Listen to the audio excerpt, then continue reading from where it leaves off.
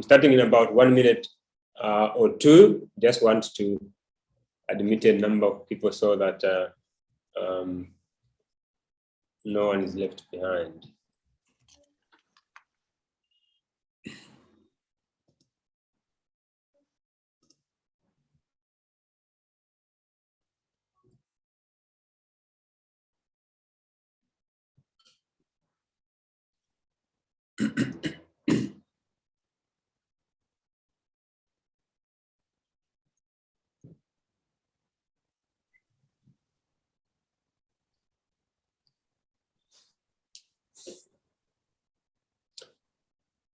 All right, so we'll start. I want to start by welcoming all of you to today's webinar. As you know, it is organized by the Institute for Democracy, Citizenship and Public Policy here at the University of Cape Town. It is a monthly webinar that is held every Tuesday, the third Tuesday of every month. But this time around, we had to hold it slightly later to make sure that we accommodate our speakers. We are delighted to have four excellent experts on Zimbabwean politics who are going to share with us their insights on the military in relation to the upcoming 2023 election in Zimbabwe. As we know, the military was a central actor in the momentous changes that swept Zimbabwe 4 years ago when Robert Mugabe was removed. They were, in essence, the midwife of that major development. And we know from elsewhere in Africa that the military can be a stumbling block to democratization. We have seen in Sudan, for example, that it took a massive protest to make sure that the democratic efforts that were initiated were not lost. But we have also seen in Malawi and Zambia that the army can also be professional and they can stay away from, the political contest and allow political elites to fight for power on the constitutional terrain. And the question, as we head to the 2023 election, is what will Zimbabwe's military do to either aid or undermine the elections? So to help us reflect on the last 4 years, but also to speak to that question, we have four excellent speakers. One is Hopewell, who needs no introduction. He has been on the forefront of everything, of fighting for everything that is democratic and just, and he is in a better position to tell us what his perspectives are on this subject. And then we have Dr. Alex Magaisa from the University of Kent in the UK. He's a lawyer, he's an academic, he's also a political analyst of repute who needs, again, no introduction to many of you because of his activism, but also his knowledge, depth of knowledge on Zimbabwe. We have Brian Raftopoulos, an academic here at the UCT, who again needs no introduction because we all admire Brian's knowledge, depth of knowledge of anything Zimbabwean history and politics. And then we have Chipo Dendere, a young, fresh voice who captures the spirit of the youth, but also whose knowledge of Zimbabwean politics as well is exemplary. I'm delighted to welcome all these speakers. So what we're going to have is to give each one of them 10 minutes to share their thoughts, after which we'll have a Q&A. And to set the ball rolling, I'll call on Hopewell to start, and then we'll move to Alex, and then Chipo, and we'll finally get Brian to wrap it up. So Hopewell, it's all yours. And once again, thank you so much for making time to join us. We are delighted to have you on this platform. Thank you very much, Dr. Sishiwa. I find myself sandwiched by academics, and I'm just a journalist. So what I'm going to do is to give a bird's eye view, a historical one. I won't limit it to 4 years. I want people to understand why we are where we are today. So the Zimbabwean military today, it's not just made up of the militaries, the army, but it's more made up of securocrats. That's where the crux of the problem is. And these securocrats are not just in the military; they are also found in secret service. And so the liberation struggle of Zimbabwe, as it kicked off in earnest in around 1972, that is when the historical relationship between the gun and the politics actually started. You find that the political elites during that time were subservient to the military generals who were led by General Tongogara. And what happened was that relationship of the gun and the military was not defined as our constitution defines it today. The military was more powerful than the politics. The constitution says that the politics lead the gun, but that was not the case. So you find that as the struggle continued in I think it was 74, 75, you find that again, the military is at the center of events. We had the chairman of Zanu, Herbert Chipo, who was the first black barrister in Zimbabwe and the first prosecutor general for Tanzania. He was killed in Lusaka, and again, the military is fingered in his killing. Then the removal of, before that, the removal of Ndabani-Stole, who was the founding leader of Zanu-PF, the founding president of Zanu-PF, again was removed by the military through what is now famously known as the Mnangagwa Declaration. It was the military that decided that he had to go. It was not the political elites. Although the military would get the political elites to endorse the decision, but it was actually a military decision. And that was a defining moment in the history of our nation today, because the military felt its power. It determined who was going to be eliminated. It determined who was going to be removed. And as we shall see, it also determined who was going to take over from Ndabani-Stole. So the struggle continues. We move from Zambia after the Chipo death, and General Tongogara and other people were arrested. So they moved to Mozambique, and they were joined by Robert Mugabe. And again, Robert Mugabe had difficulty in trying to get to the position of leading Zanu-PF because, one, Samora Machel was a military man, was questioning why Mugabe should be the one, and was encouraging these guys that you don't need these politicians, they are a waste of time. But again, it was the military, and this time the guy who really fought hard to convince everyone was General Solomon Mjuru, then known as Rex Nongo. And that is when he defined himself as a kingmaker in Robert Mugabe's court, not necessarily Zanu-PF, but his court. And then the struggle continued, and we see that other people are being eliminated, like Henry Hamadziripi, a big group that was removed and thrown into prison. They actually wanted to kill them, but it was Samora Machel who saved them. Then we get to 1980, and it's election time after the Lancaster House agreement. Again, this time it is the military which campaigned as Zanla. It is the military which campaigned for Zanu. What Zanu did was it took untrained military people to go into those camps, which were all combatants were supposed to go into camps. But Zanu, as it was known then, decided that one, they needed people to instill fear. They needed people to instill what they call discipline, and they were not sure whether their combatants will not be killed in those camps.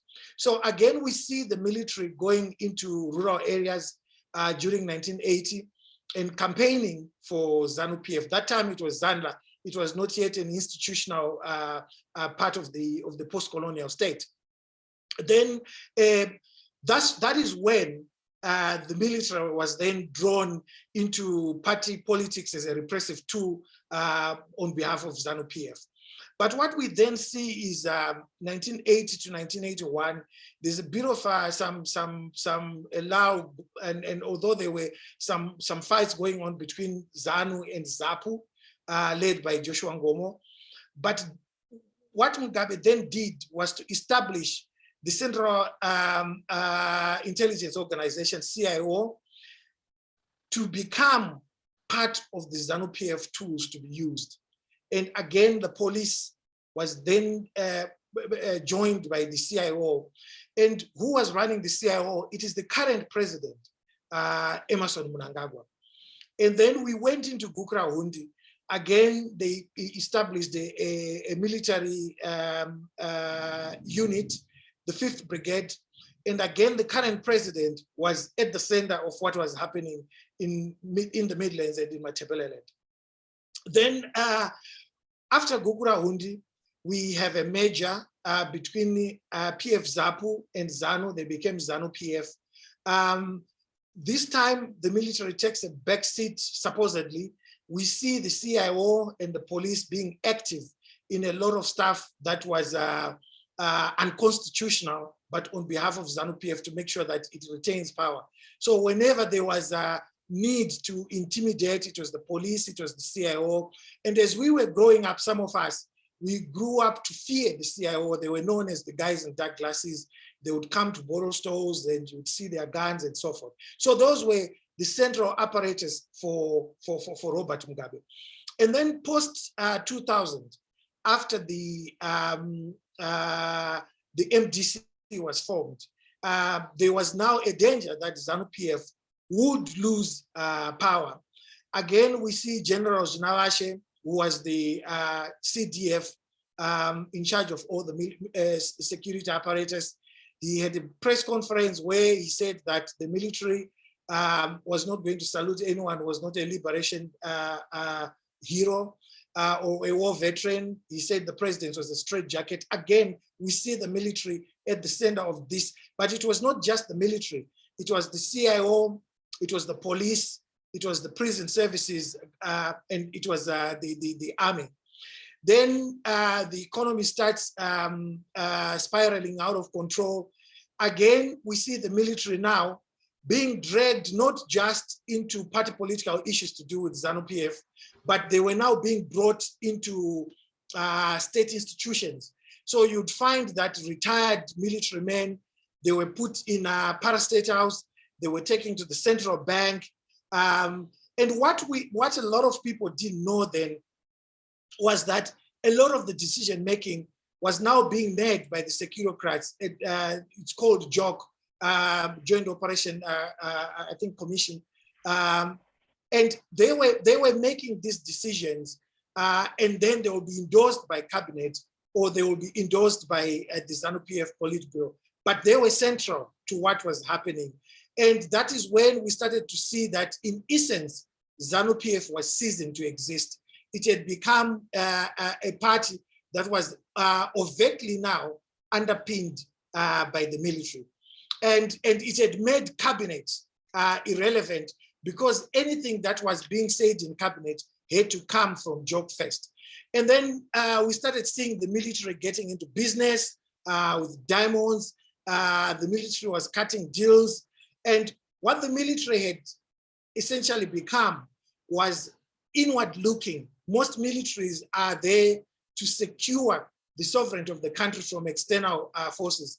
But what we were seeing now was that the military was involved in party political issues in Zanu-PF. And then we had 2008, Morgan Tsvangirai won the election with 73%, according to Robert Mugabe. Again, the military intervened. Now, what we hear from people who are close to Zanu-PF, like Professor Jonathan Moyo, is that actually a coup was planned to happen in 2008 until they realized that it was not feasible to have a coup. And then they decided to take the violent route, the post-election violence that took place after Morgan Tsvangirai had won the election. Again, it was led by the military. And again, at the center now, it was President Emmerson Mnangagwa, and he said it himself. General Chiwenga said it at the funeral of a child, I think of a General Shiri, that they combined hands with the police to make sure that the party was not washed away by the tidal wave for change in Zimbabwe. And in essence, you then realized that even as we are now talking about the election for 2023, the election body which superintends elections, the Zimbabwe Electoral Commission, again was packed with military people. It was being run by military people. In 2008, the guy who was in charge is a judge, but is a judge who was a military man. He was a deputy commander to Vice President Chiwenga, commanding a province during the war. And he then went to study law. He became a judge in the military, and then he was brought into the mainstream, and he became in charge of ZEC. And we saw that again in 2018. The people that were brought in were mainly from the military. The guy who's the CEO today, Selai Gwani, again, has got a military background. And we saw that the military now, as they removed Robert Mugabe, they were consolidating their power. They were now no longer seen as kingmakers. They were the kings, because their frontman was Emmerson Mnangagwa, who was the head of intelligence in ZANU during the war, and he had become the first intelligence minister. Then when we look at the composition of the new government now after Robert Mugabe has been removed, the vice president was the CDF, the head of the army, General Chiwenga. The other vice president was a lieutenant colonel in the army, Colonel Mohadi, and the foreign affairs minister again was a general. The agricultural minister was a general. So essentially, the military had consolidated its power, and it didn't need a spokesperson anymore, as it did when Robert Mugabe was in charge. It was its spokesperson. And now, as we look towards 2023, as I said earlier, Zanu-PF does not exist as a political party, because if it stands on its own without the military, it will be washed away by the opposition Movement for Democratic Change Alliance. So it relies on the military of Zimbabwe, on the securocrats. It relies on JOC. Most of the decisions, they involve securocrats. And this is why the comparisons that are made about Zambia and Malawi are misplaced, because what we essentially have today is people who fought the liberation struggle. They were at the forefront of the gun battles that were taking place between the Rhodesians and the Zimbabweans. And today, they are in charge of the military. The CDF today came from the Zipra side, but he was a soldier in the liberation struggle. Most of the senior generals, they come from the liberation struggle. So they see Zanu-PF as their political party. They don't adhere to the constitution as they should, because it's different from Zambia, where you have a military which is detached from the liberation struggle of that country. And it's different from Malawi again, where you have a military which is detached from the liberation struggle of that country. So I think I'll stop now. But I want to add that what has made it even worse for Zimbabwe is the weakness we have in the media. The media is absolutely emasculated. There's a bit of incompetence, there's a bit of capture, and they see and hero worship political elites instead of holding them to account. That has been one of the biggest problems, and that will be one of the biggest problems as we move and go into the 2023 election. Thank you very much, Dr. Stewart. Thank you so much. Excellent insights. We will come back to that. Let's move next to the next speaker. Alex, it's all yours. Thank you, Sishua, for the introduction and for having me. Thank you also to Hopewell for giving a very broad overview, a quite comprehensive overview of the history of the relationship between the military and the political side in Zimbabwe, and also for making that important point about distinguishing the Zimbabwean scenario from what you would observe in other countries, neighboring countries like Zambia, like Malawi, and others. I want to start, my background, of course, is law, but I want to start with just a theoretical exposition of what the Constitution says. In other words, how things should be, and then compare it with how things are. And I have a set of questions which I will address as I conclude. So the legal framework for Zimbabwe's military-civilian relations are what you find in any normal constitutional democracy. When Zimbabwe's constitution was written, it was written following precedents from other countries, ensuring that the military is non-partisan, ensuring that the military is part of the institutions of the state that do not further or prejudice the interests of any political party. So if you look at Zimbabwe's constitution on paper, it's brilliant, it reads beautifully. And if the elites followed the constitution, then you wouldn't have the problems that we are talking about in Zimbabwe today, or problems that we've had before. You know, Section 208 of Zimbabwe Constitution is very clear on the conduct of members of the security services. They must not act in a partisan manner. They mustn't further or prejudice the interests of any political party. They must not violate the rights of the people. They must not also be active members of any political party. They must not serve in civilian institutions, and unless it's an emergency situation. And this is what you would find in the South African Constitution, it's what you would find in the Zambian Constitution, in the Malawian Constitution, and in many progressive constitutions around the world. The theory, though, is not matched by reality, something that Hopewell has already alluded to. So our starting point has to be an acknowledgement that we had a coup in November 2017. And it's important because then it helps us to appreciate that we are dealing essentially with the product of a coup. It's a coup regime. Even though we had an election in July 2018, that election was merely confirmatory of the major political point that had been made in November 2017. Many of us at that time were saying, yes, there's going to be an election, but this is not an election that is being held in order for people who took power by force in order to lose it. And so the election was really designed to rubber stamp and to legitimize the process that had taken place in November 2017. So essentially, we still have a coup regime. And interestingly, the courts of law, which are supposed to be referees and defenders of the Constitution, were also brought in order to, bear with me, I hear someone is saying my sound is not very clear. Let me try and bring my laptop closer.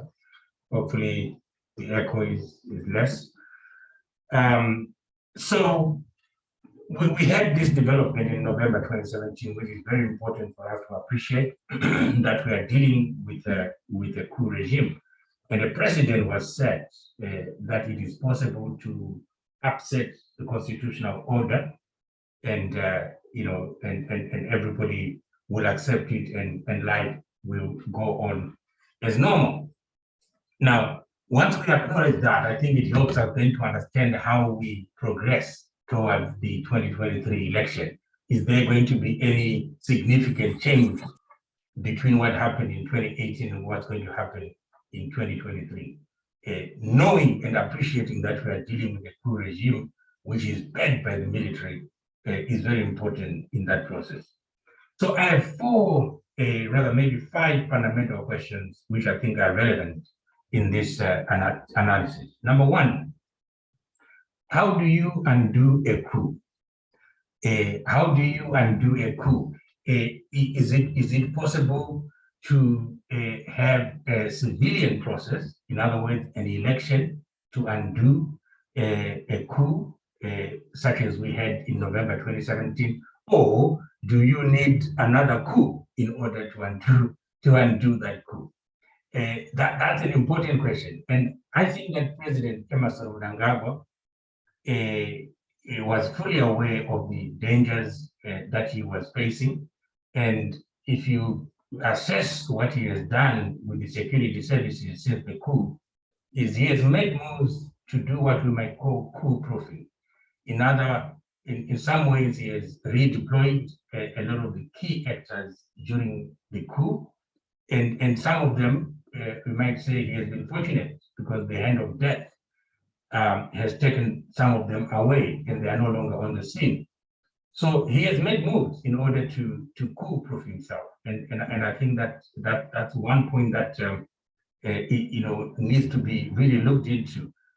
Does the security, the elite security services division now represent the image of President Mnangagwa or not? And that leads to my second question, which is 4 years after the coup, are the interests of Zanu-PF and the interests of the military elites still aligned? If there is still an alignment, then we are likely to see similar challenges to what we saw in previous elections. But we don't know. I don't have answers to this question. I'm sure there are people who are better qualified, who have done research in this area, who know more, who might be able to shed light. Maybe they are in the audience. But I think it's an important question to ask, answers of which are very fundamental in how we go forward. Number three, in doing so, we must also look at the factional battles that are taking place in Zanu-PF. Clearly, there are some factional battles that are taking place. We understand that one of the deals before the coup, or at the time of the coup, was that President Mnangagwa would serve a single term, and that one of the people who had participated in the coup, who had in fact led the coup, people like General Chiwenga, who would also want to have a piece of the cake, probably afterwards. Now, if that is correct, the understanding is that the desire by President Mnangagwa to run for the next term is itself a breach of that agreement, or that gentleman's agreement that was held, or that pact that was held at the time. Now, like I said, I'm making this point on the assumption that the existence of a pact is true. But if it is not true, then of course that issue falls away.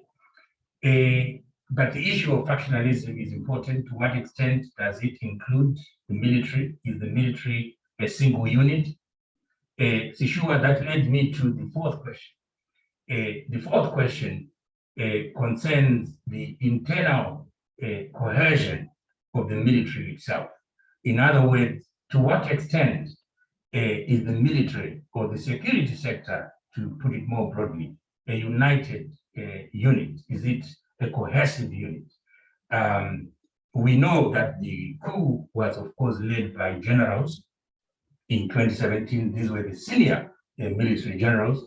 Coups are not always like that. In other countries, we know that coups are led sometimes often by junior officers. What we don't know is whether there is an alignment, that alignment between the senior military elite and the junior military elites, or even junior officers. To what extent are they together? Or is there a rupture? Is there any possibility that there might be some divergence? I think that the poverty that is stalking the country, the challenges that Zimbabweans are facing, including many young and ordinary soldiers policemen and others are also facing, those things might play a role in how the military responds. I'm not sure that it is a singular unit. There may be some questions there. Now, finally, I would also pose the question as to whether the military itself has learned anything from 2017, because they made a decision in 2017. And as you pointed out, Sishua, they were the midwives to the creation of the Mnangagwa regime. They have now had 4 years of President Mnangagwa. Are they satisfied that they made the right decision, that they made the right choice? I like to imagine that the military, of course, would like to see someone in charge who would not jeopardize their interests, social, economic, and political, and even professional. But to what extent has the Mnangagwa regime been able to secure those interests? Is he still the man, and is Zanu-PF still the political organization that is providing that particular deal for those in the military? I think that is an important question, because it will determine whether or not the military is willing to allow the voice of the people to be heard, appreciating that they made a grievous error, the corruption that is taking place. I think that the egregious corruption, the looting that is taking place by business elites that are closely aligned to the president, I think it is causing problems. You must remember that the reason why the military, at least what they have said, rose in order to topple President Mugabe, was that they believed that those who were close to President Mugabe were no longer obviously representing their interests, and they felt that as stockbrokers, as they call themselves, they should intervene. And I think that it's something that may also be a factor. Is President Mnangagwa still representing what the military believed in 2017, or has he outlived his time? I will stop there, Sishua, and hand over the baton to Chipo. Thank you. Thank you so much, Alex. Excellent questions you pose, and I can see the audience itching to provide answers to some of them. But let's get Chipo's insights first. Chipo, it's all yours. Hello.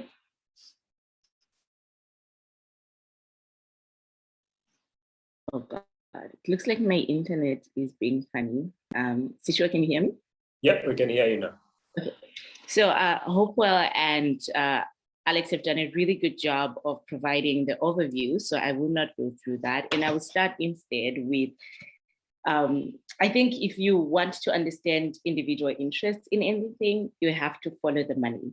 So over the last few months, what has been interesting to me is to try and figure out which militaries across the continent are professional, and what makes the difference between professional militaries and ones that are not so professional. Just to give you a sense of how Zimbabwe's military is ranked in the world, it is ranked number 81 out of 133 countries, just below Kuwait and above Georgia. We have 52,000 personnel, 30,000 of them are active and 20,000 are in reserves. Now, this is not a huge number. So then the question is, why is it that our military is such a dominant part of our politics? Why is our military different from militaries in Ghana, in Tanzania, in Chad, in Mauritania, in South Africa? These are the militaries that are generally ranked as being more professional on the continent. And we are more along the lines of our friends in Ethiopia, even though Ethiopia was previously ranked as more professional. We're more like Sudan. So what's happening? So the first thing that I think is happening in Zimbabwe is that our military does not have an external objective, right? They don't have an external mission. Their entire mission is internal. So this goes back to what Hopewell said, the formation of our political parties, the attainment of independence. Whenever you hear military generals speak in Zimbabwe, they will say that the first job for the Zimbabwean military is to preserve our sovereignty. It is to preserve our independence. Now, that's a very internalistic view of what the military should do. So anything at all that seems to pose a challenge to that, right, is a direct challenge to the military. So elections can become a direct challenge to the military, deciding who becomes president, in some cases, even deciding who the local leaders are. So that becomes in the jurisdiction of the military because of their singular mission, which is looking internally. So that's number one. So unless that changes, unless our military develops an outside mission, we are more likely to see a lifetime of military engagement in Zimbabwe. We're very different from other places where even if their mission is internal, they might be dealing with regional issues. We don't necessarily deal with regional issues. And I know some people are itching to say, well, what about DRC? And I'm coming to that. The second reason why I believe that the Zimbabwean military is going to remain very, very active in our politics has to do with the money. The Zimbabwean military, unlike other militaries on the continent, and I haven't looked at the entire universe, but it's safe to say that unlike most, our military has economic interests that are independent to the state interests. I hope that makes sense, that the military itself runs many, many businesses, and it might even have more money than the government. And when you have such a case, it usually gives the military more power to, or more interest in being engaged in politics. So even though the military gets money from the defense budget, they are more interested in securing their financial interests. So you might ask me, what are those financial interests? Our military has financial interests in mining, which we already know. I recently learned that one of the major energy companies that is working on gas extraction in Zimbabwe has got a relationship with the military. So that would be the China Africa Sunlight Project, which is establishing a $2.1 billion project. $2.1 billion. So if you have $2.1 billion on the line, what are you going to do to secure that money? Our military also has interests in media. Recently, they established another media house, I believe it is called Sununguko Media. In most places, the military doesn't have its own television. That doesn't happen in most democracies. And so whoever controls the media also controls the narrative of what people are hearing. Our military, as we already know, they're involved in Marange, in Chiazwa. We also know recently that they have acquired interests in mining in the Chimanimani diamonds. Our military has also grown interest in our health sectors. So our Minister of Health, who's the Vice President, is also the former general. But our health permanent secretary is also a military official. Again, in most countries, you don't see this kind of spread of military official in civilian activities.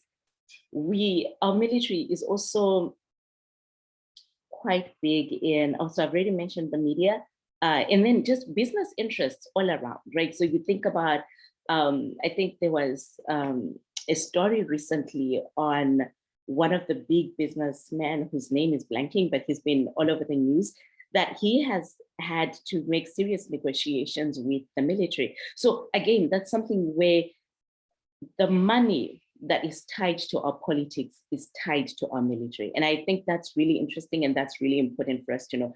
I wish I had been able to get specific numbers on what that looks like, but just this $2 billion project on energy should be enough to convince all of us that, look, the military has to ask itself, if MDC comes into power, what happens to our financial interests?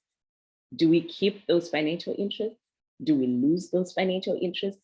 Are our financial interests protected if the MDC comes into office? So, and again, like I said, most militaries around the world don't have that kind of financial independence or those kind of independent financial interests in the country. And then just really quickly, something else that I hadn't thought about for a long time, but it's the ethnic makeup of our military. So we've talked a lot about Zambia. And one of the things I think that makes the Zambian military different from most militaries on the continent is that from the very get-go, the Zambian military was diverse. So there were concerted efforts by the colonial government and then later by Nyerere and Kaunda to make sure that different ethnic groups were represented in the military. I believe the same is true in Malawi to some extent. And I think, and others can correct me if I'm wrong, but there are studies that have shown that the Zimbabwean military has not always been quite as diverse. And we know that militaries that are not diverse, that tend to be ethnic, are going to be less professional. But again, I think we're seeing evolving studies on this. But if you just look at the makeup of who's in the leadership and how their relationships are tied on ethnic identities, you find that our military is a lot less diverse.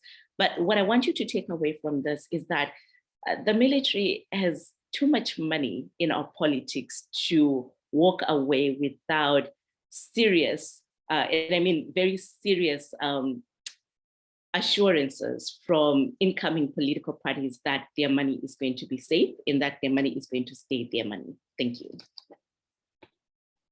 Thank you so much, Chipo. Excellent insights as usual, with a very powerful question at the end. If the MDC come to power, what does the military stand to lose? And they're making calculations. Let's end this with Brian. Brian, you have listened to the other three speakers. But you always find a way to provide your own excellent, unique insights. It's all yours now. Thank you, Sishu, and thank you to the three contributors for really strong, excellent presentations. I want to talk about something a little bit different. I think one of the most problematic and frightening issues at the moment is that there is an attempt by the state to systematically dismantle the opposition ahead of the elections. And they're doing it through a number of means. One, of course, the use of the judiciary to remove Chamisa from his position as MDC Alliance leader. This, unfortunately, was built on the opportunity that the very untidy transition after Tsvangirai's death provided the state to move in that direction. The second is the setting up of a more pliable leadership under Douglas Monzora, currently claiming to be the legal president of the Alliance.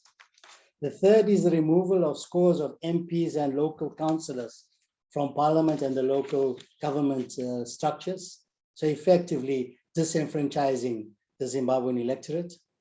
The fourth, the creation of a political actors dialogue, POLAD, process which provides a more controlled dialogue process for Mnangagwa and effectively is without Chamisa. The next one is the suspension of by-elections under the COVID pandemic, using the COVID pandemic to effectively stop elections, although it's been stated that there will be by-elections next year. The next is the increasing violence against the Chamisa leadership as he attempts to go into rural areas to canvass ahead of the elections. We've seen what happened in Manicaland, Masvingo, Shoreland West, Kokwe. And then the next is the Private Voluntary Organizations Amendment Act, which has been gazetted, which effectively is a comprehensive policing operation to dismantle civic bodies that are critical of the state and gives the state massive powers to intervene, to remove board members, to take over civic NGOs that they feel are critical of the state. So what I see here, as I said, is a systematic dismantling ahead of the next elections and a move to a kind of one-party state. And this is extremely problematic. I think it's one of the most serious problems. And of course, it's taking place in a context where the opposition, in my view, faces the most challenging obstacles it has since its formation in 1999. I don't think it's, even under Mugabe, didn't face this kind of challenges. And we're seeing a deepening of authoritarian rule in Zimbabwe in all these ways. And of course, the MDC has been weakened not just by state action, but also by the change of the social structure in Zimbabwe. The MDC was built on quite a strong formal labor movement as well as civic bodies. But what we've seen in the 1980s, in the 1990s, you could talk of an informal sector in tens of thousands, as the Riddell Commission did in the 80s. By 2016, Zimstat was saying that it was over 90% is the informal sector.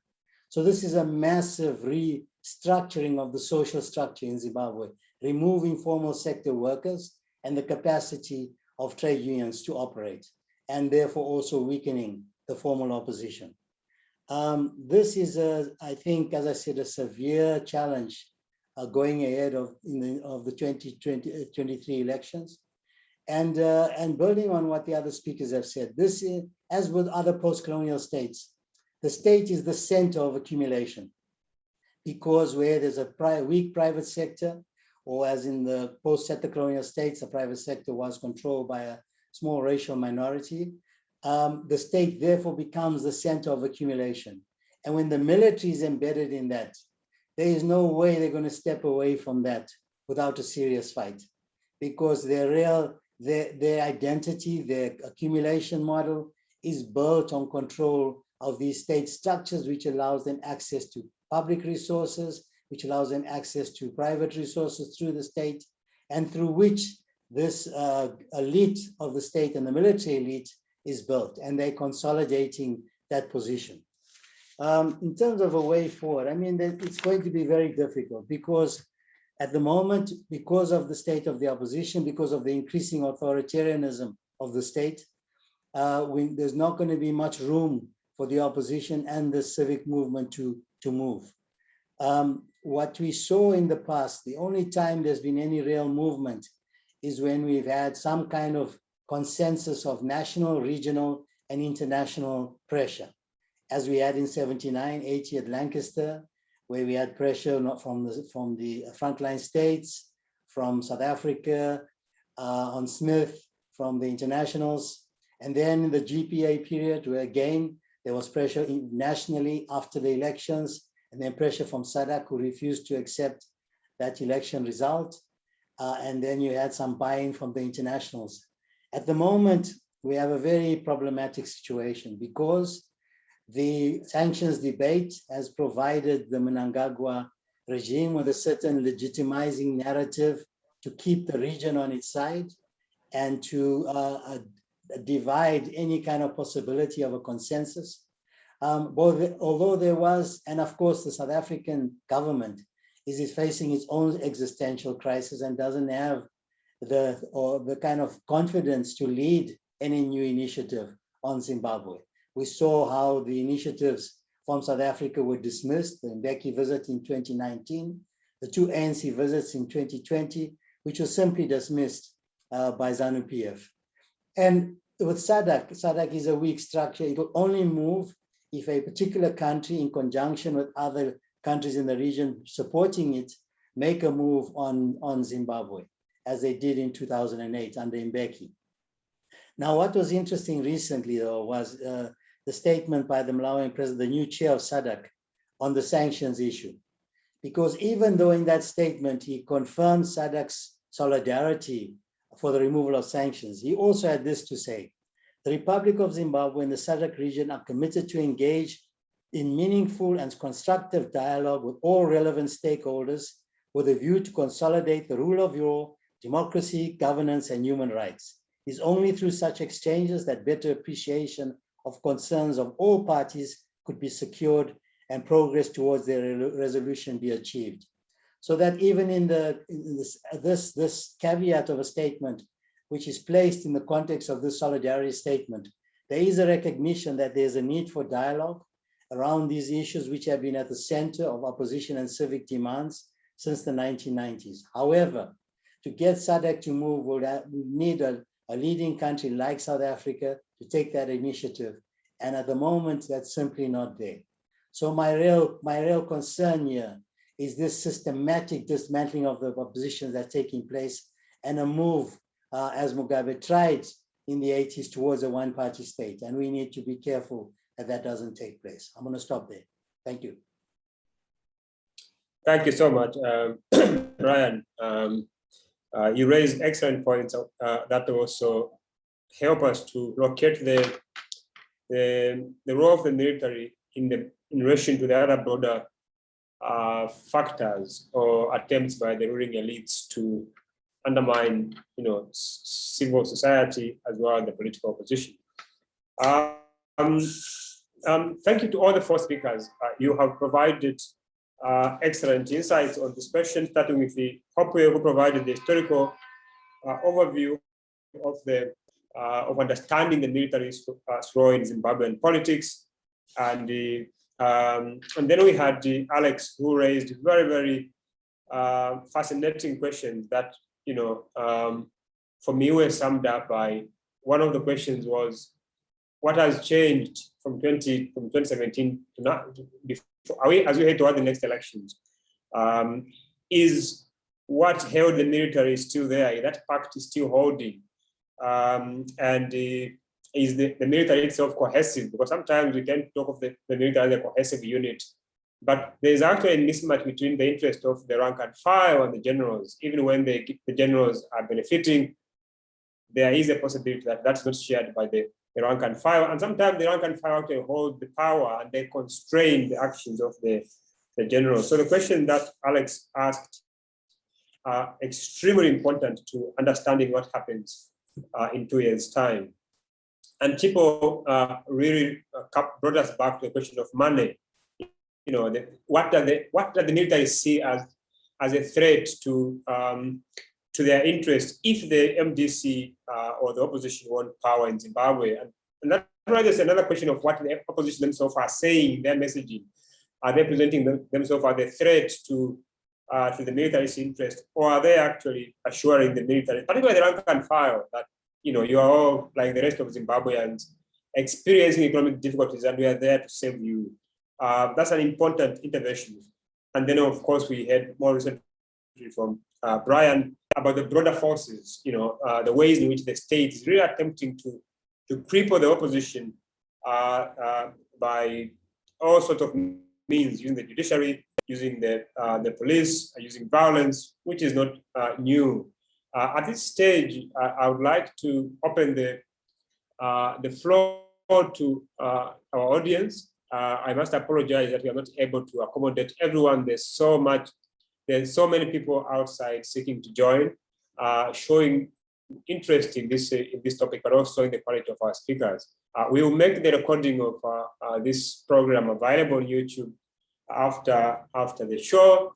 But for now, I can only thank our speakers once again for their insights. So if you have any question, just raise up your hand.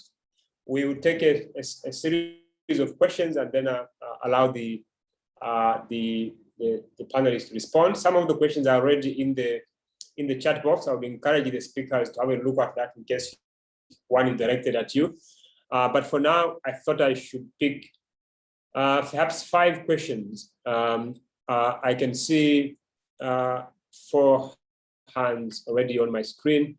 And let me start with the Godfrey Maringira. Godfrey, please do ask your questions and make it very brief. Thank you. Thank you very much for this seminar.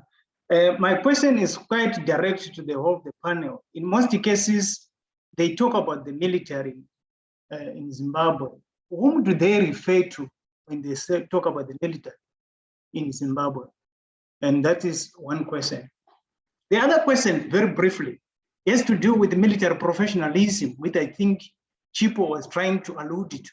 And I think it is quite important to understand this whole idea of military professionalism in the sense that it is a concept that mutates and travels and it is contextualized.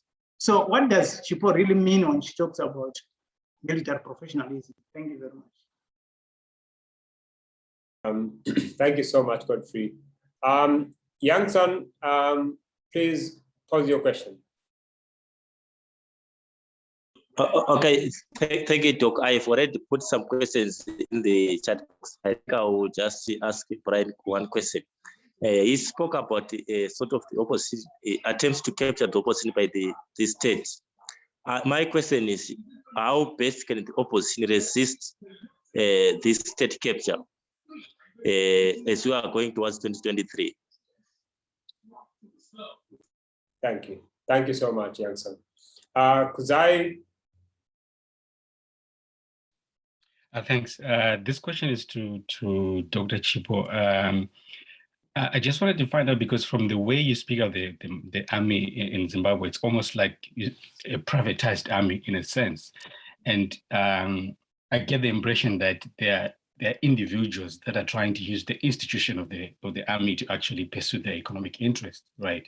And I'm not sure whether we can make a distinction between the military itself as an institution and individuals using the military to pursue their economic interest. But I wanted to find out in your research, to what extent does those economic interests actually benefit the lower level officers? Because I think TRC Adventures actually tells us that this was much more of a private event, really. So I wanted to find out what you think about that. Thank you. Thank you so much, Guy. And then we'll get the final question from, is it Mathanaidi? Okay, thank you very much. I hope you are hearing me. Yes, yeah. Thank you very much. There's something which I realize whenever I hear people talk about our country, Zimbabwe. We tend to sort of like miss the key issue. The key issue is that a few people, it doesn't matter their professions, they are holding the whole generation hostage. They might have their reasons, but we have just a few people holding everybody hostage. And like I said on the comment section there, I said the ideals of the liberation struggle, which are not very documented, cannot continue to be used to deny the living populations, the living generations of their future and of the things which they need to do. I think the main problem where we miss it is that the constitution, which was made in 2013, is the voice of the people. Whenever we go out and we are speaking about the problem in our country, we don't bluntly, clearly say that we have a regime which violates the constitution. People take the oath of office, and then after 5 years, they've taken the constitution they have really shredded it. They have not upheld it. They are not even aligning it. We are still having a lot of laws which are ultra vires the constitution. And it's like when we are now talking as a united voice of the people who are living, despite the fact that people fought a liberation war and they carry badges and whatsoever they do, all these people, they are in the office because of the constitution. They have actually come out to say they will uphold the constitution.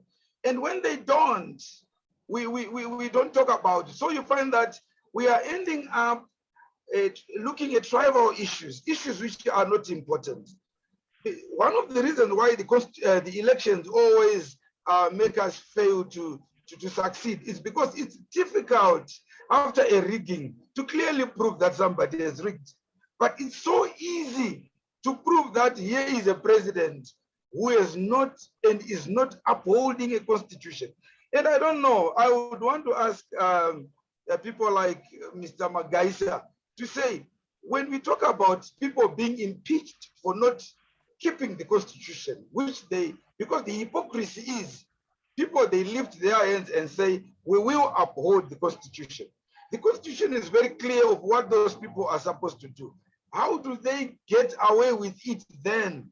Because we have got a lot of learned friends, learned people, judges, lawyers. Why are we not holding the current regime when they violate the constitution? Thank you. Thank you. Thank you so much. We'll get to the speakers to respond to those questions and to also, if they have, respond to any question they may have picked from the chat box. I'll start with Hopewell, and then we'll proceed in the same way that the speakers spoke.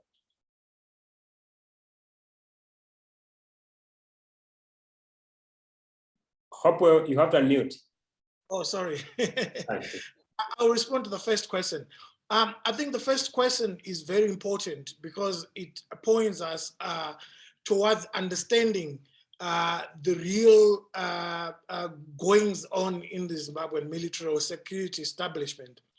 So when people say the Zimbabwean military, they are talking about the actions of that military. But the Zimbabwean military is different from other militaries around the world or around the continent, because coups are generally not done by generals. They are done by colonels, by middle-ranking officers. But in Zimbabwe, it is the generals at the top who are working hand in glove with the political elites to amass huge amounts of wealth. The looting of public funds, the plunder of the country's natural resources, be it diamonds or gold, is not benefiting the foot soldiers, the soldiers who are in the barracks. They are suffering like everyone else, like all of us. They live in our communities. They struggle to buy even basic things like meat. So it means that the actions of the military are there to advance a parochial agenda, which is about crude accumulation of wealth using state institutions. So the removal of Robert Mugabe might have been thought to be a passage of time where the military was going to benefit, but what actually, the people that actually benefited were the generals themselves and not necessarily the foot soldiers. So $100 million worth of gold is smuggled outside Zimbabwe every month. 1.2 billion from gold alone is smuggled every year. This benefits the people at the top, the political elites at the top, including those in the military. It does not benefit the ordinary soldier. The ordinary soldier cannot even afford to buy a core house in the poorest of the of our areas or our neighborhoods in Zimbabwe, or be it in Harare or wherever they are. They can't afford that. So if the military was doing things for the military, then these soldiers would have been living comfortably well, but they are not. And that is what inspired some of the soldiers to believe that perhaps the removal of Mugabe, which we have been ordered to do by our bosses, is a good thing, because they thought there was going to be change, but they were thrown from the frying pan into the fire because they are suffering more. Civil servants, which I assume that this was the same salary band for the military, were getting paid a minimum of about $500. Today, they get peanuts. They get less than $200. I mean, doctors are earning $150. So the inflation has gone up from 3% in 2017 when Robert Mugabe was removed to 55%. Poverty has also gone up by 16%. The quality of life generally is now terrible. 7.9 million Zimbabweans are suffering. They're hungry, basically. They're suffering from poverty. So these people are coming from these communities where there's so much poverty, and they're living within those communities. Most of them rent a room in townships. So they are not excused from the poverty that is taking place. So to answer the first question, the military, when people say the military, they are referring to those at the top, because those are the ones that are benefiting together with those that are in charge of the state from the political side. Then someone says to Hopewell, during the war, many political leaders were arrested and imprisoned, and the likes of Mugabe and Stole, etc.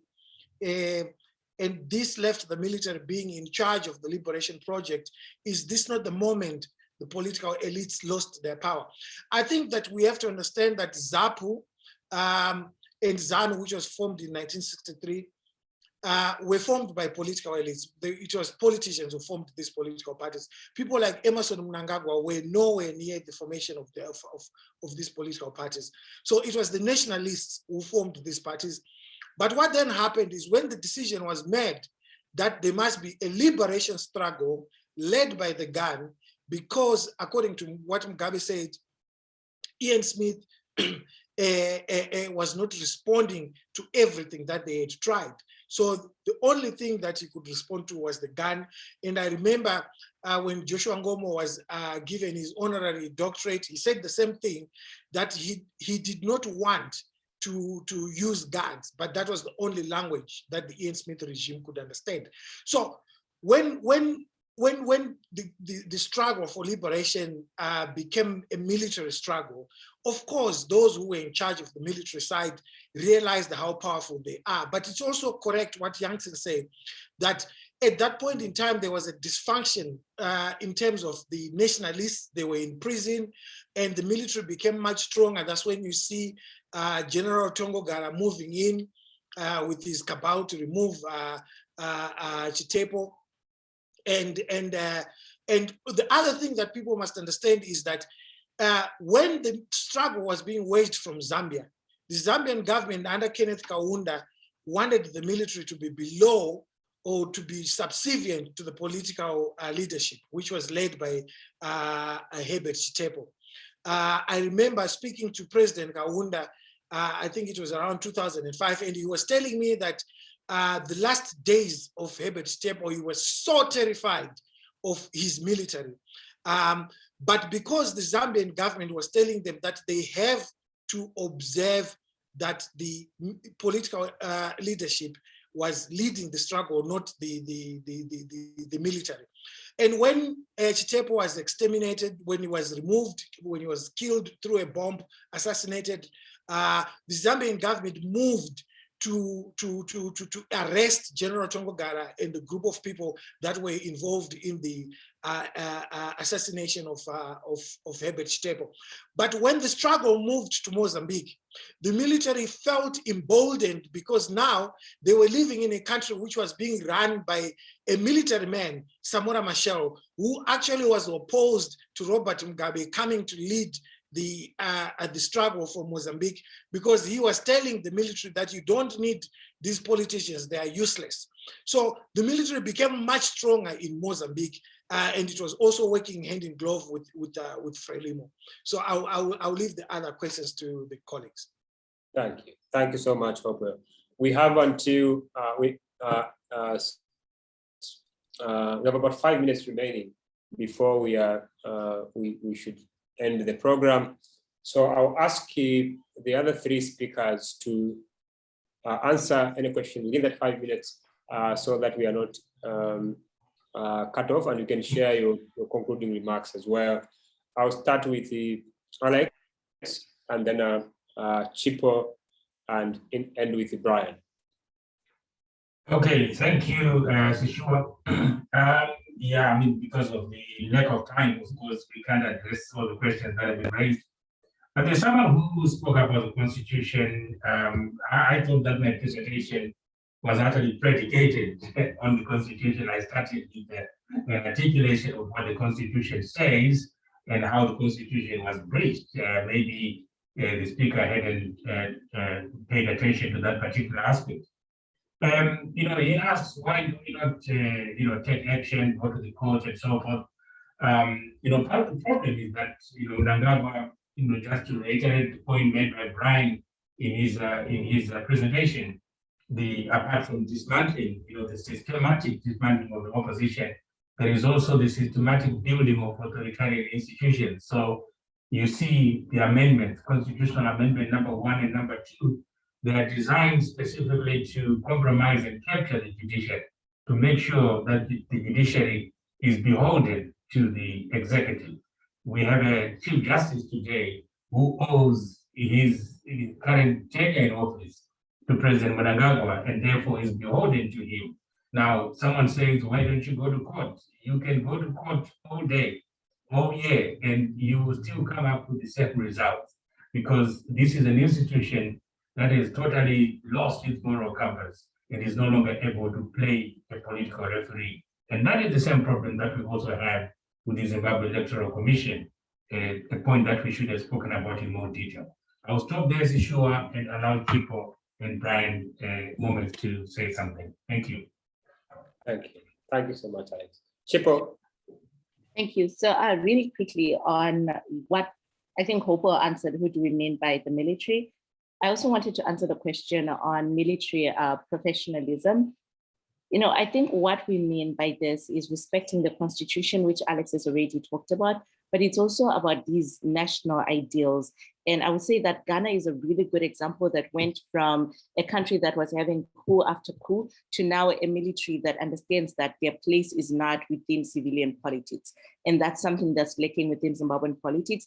And it's not to say that everyone within the military disrespects Zimbabweans, right? But the lack of professionalism at the top is what is causing the abuse of the foot soldiers, right? Where they are forced to do things that are contrary to their beliefs, that are contrary to their training as military officials. And unfortunately, no, I haven't tracked how the military uses this money, but obviously from the way that regular soldiers live their lives, we can tell that there is no trickle-down economics going on there. But I think it would be interesting to study and see where does the money go that the ZDF gets from their investments in various businesses. Thank you. Thank you. Thank you so much. Brian? Yeah, look, how should the opposition respond? That's a whole new conversation. I would say, I just want to point to a few things. One is that you first have to see how you can unify the voice of the opposition. The second, you have to come to understand the manner in which Zanu-PF, the forms of rule which Zanu-PF has put in place, not just the militarization and securitization of the state, the new authoritarian structures emerging in the rural areas after the fast-track land program, as well as the manner in which regional and continental solidarity is maintained around the liberation narrative. Those different levels of the forms of rule of Zanu-PF and forms of consolidation, the combination of coercion, some forms of building consent through the rural structures, and then regional international solidarity are the major pillars that have to be confronted by any opposition. Thank you. Thank you so much. So we have been given a few additional minutes if we have burning thoughts. And because I don't see any questions, what I thought I should do is to give the panelists, our experts on Zimbabwe, a chance each to close the program with their final thoughts. Because I noted they were simply responding to the question that we asked. We can go on. This is an exciting, program, one of the best attended we have had at the Institute. So I can only encourage people to keep looking out for programs of this kind in future on our Institute, but also on our Twitter page where we market them. Certainly, this is not the last time we are going to have something on Zimbabwe, going by the interest that has been shown here. But also I know that much of the enthusiasm shown is because we have an excellent team of experts on Zimbabwe who we can listen to all day. So I want to just give a chance to all the four speakers to offer their concluding remarks very briefly, and then we'll close the program. This time around, I'll start with the Chipo. Chipo, please do offer your final remarks. Yeah, so I think the first thing is we never want people to leave feeling hopeless about Zimbabwean politics. There are many examples around the continent of places where the military was once deeply engaged in politics and they have since moved on. I think the assurances that those in the military ranks need from regular citizens, from politicians, is that their interests matter, and that in a new, more democratic Zimbabwe, anybody who works for the government, be it teachers or the military, will get a fair wage that they can live on. So I think that's a really important message to get across to military rank and file. And I think it's also important for us to think broadly about what military engagement could look like in a more democratic state. I don't think it will be possible to take away the businesses that the government has. Part of the conversations in academia is that militaries should be stripped away of their economic interests.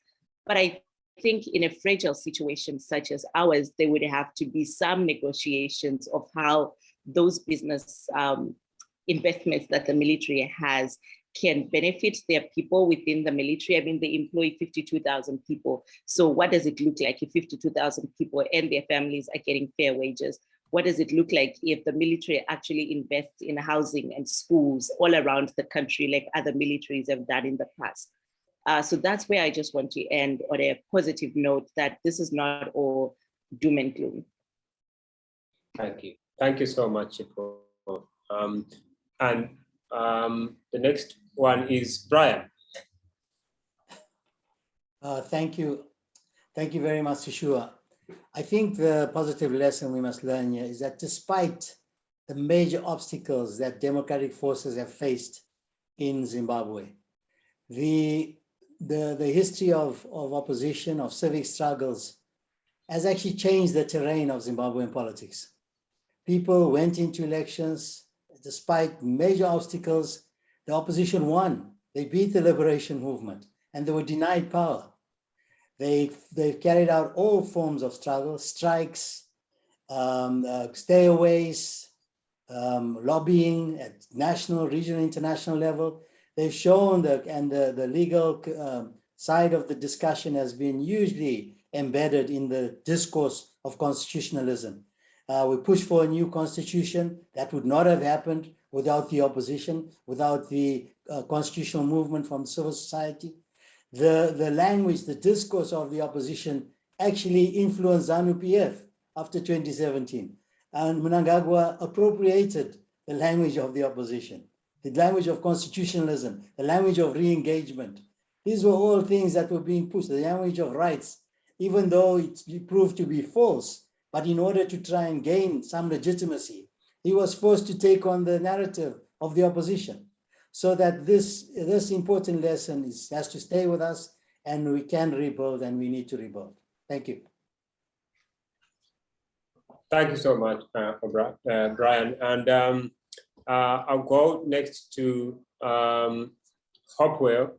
Hopewell, please offer your concluding remarks. What lessons should we take away, and should we be hopeful ahead of the 2023 election? I think I will start with external factors. I think Zimbabweans were looking, and including the military as well, were looking and are still looking at what's happening in Malawi. They've got their eye on what's happening in Zambia. So it's important for those two countries not to be let down, because if things go wrong in Malawi, if the new leader fails to deliver, again, it's a drawback on the progressive forces in Zimbabwe. And in Zambia, if the current president, the new president, Hakainde Hichilema, fails to deliver, again, it sends a very negative message to the citizenry, but it empowers and emboldens the military. And like we said, it is important for people to understand that when we talk about the military, it is not the whole military that is benefiting from what's happening in Zimbabwe. It is just a few generals and their surrogates who are enjoying at the expense of the whole nation. It is a few people in Zanu-PF who are enjoying. The average person, even in ordinary life, they want change, even though they support Zanu-PF, because you are forced by circumstances around your existence. For instance, if your kids are going to bed on an empty stomach, if you can't pay school fees, if you can't get healthcare, then you have to think rationally and not in terms of party political ideology. So it's important for citizens not to give up, to understand that even if you're going to get those generals on the table to talk to you, you have to register to vote. You must give them a reason why they need to speak to you. If you give up and sit at home and say the military is in charge, then it will continue being charged. But if you take the spirit of the Morgan Tsvangirai era, where people went to vote regardless of the obstacles that were thrown at them, and that in itself forced the military and the political establishment run by Robert Mugabe to sit on the table. And I would have liked perhaps Dr. Magaisa to just give us some nuggets in terms of how they engaged with the military since he was the advisor to the Prime Minister. And then the last thing is to say that when we talk about these things, we should not use them to frighten citizens, because some citizens don't have time to critically think and to look at the things the way we do, because this is our bread and butter, we do it for a living. So it's important to talk to the citizens in a way that does not frighten them, so that they don't feel that there's no reason for them to even try to do anything. Thank you. Thank you so much, Hopewell. Alex, you have the final word. So thank you, Sishua, and thank you to my co-contributors for summing up those issues really well. Someone was asking in the chat box whether we can say Zimbabwe is a military state. I did point out that we have to understand the Zimbabwean regime, the current regime, as a coup regime that is backed by the military. Once we do that, then we understand the challenges that stand in the way of opposition forces, democratic forces in Zimbabwe. They have to navigate that particular terrain. But I'm with Hopewell when he says, whenever we discuss these issues, it's also very important to do so in a manner that does not instill fear and despondency in the minds of the people, that, what's the point of doing it if the military is in charge. I think that people should look at what's happening in other countries. We spoke about Sudan.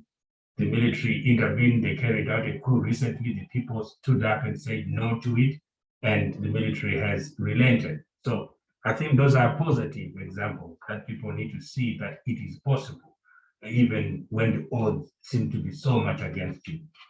I think that we live in an abnormal country, and when you live in an abnormal country, both physically and spiritually, people ask for things that sometimes don't make any sense. I think someone was saying, why did you guys, when you're writing the Constitution, have a clause that allows Parliament to amend the Constitution?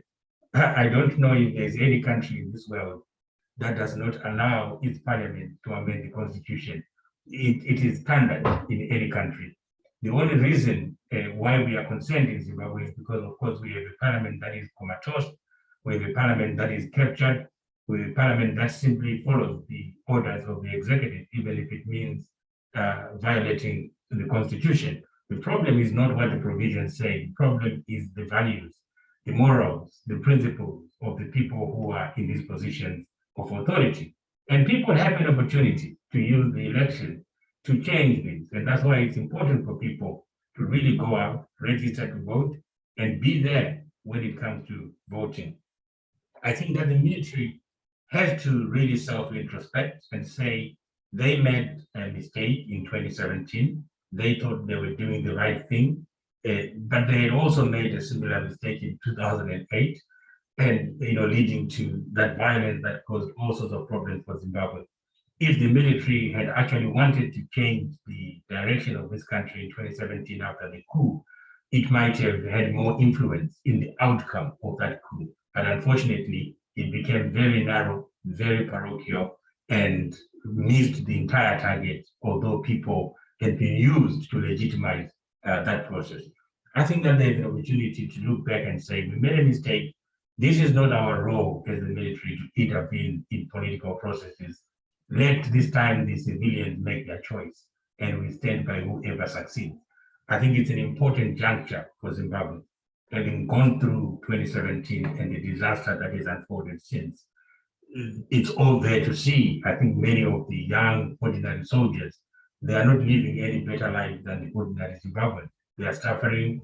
They also have similar problems. And so, in my opinion, it's very important for those in the military, those in the security sector, to look at the national interest first, as opposed to looking at their own interests. Now, finally, Sishua, I think there's a point that we haven't really touched on, which is the role of peers in the region, military peers, judicial peers. We don't often see that, and we don't often have those discussions. But I think it's very important because they can work really hard as a moderating force in the spaces that they engage. Military generals in Zimbabwe engaging with military generals in Zambia, Malawi, South Africa and others. I think those are important forums that can be utilized in a more progressive way than perhaps we have done so far. And likewise, we look at the judiciary, we look at the Zimbabwe Electoral Commission, the electoral managers, electoral management bodies. I think there's a role to play there. So this is a message that I would make as a Zimbabwean, calling out peers of these, state officials, these securocrats, judicial officers, the electoral officers, just to say, have a word. Sometimes that soft power can be useful in changing the way things are done.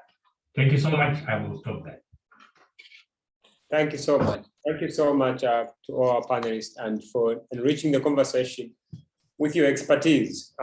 We can only thank you again on behalf of the Institute for Democracy, Public Policy, the Institute of Democracy, Citizenship and Public Policy in Africa here at UCT. We want to extend our profound thanks to Brian. Brian, you brought to the discussion your excellent academic and the historical mind, and we remain in a great admiration of the depth of your knowledge. Alex, your nuanced legal analysis and activism as a public intellectual is an inspiration to many, not just in Zimbabwe, but across the region. And we all look up to you, and we are very happy that you managed to join us on this discussion. Chipo, your dynamic and fresh voice on the dominant discourse in Zimbabwe is really an inspiration to so many of us. And I was particularly delighted when you accepted to join us. And your insights really brought another layer of the conversation about the role of money. And we are very privileged to have hosted you on the show.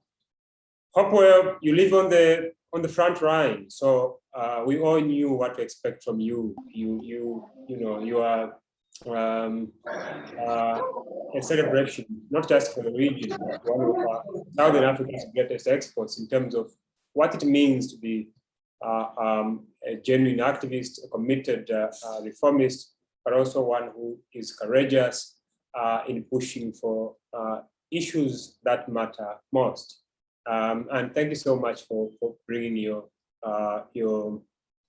knowledge and expertise to bear. Thank you to everyone who joined us. We had a very, very live discussion, and we do hope that you join us on our next conversation, which we advertise on our platforms. Thank you so much to everyone. Thank you.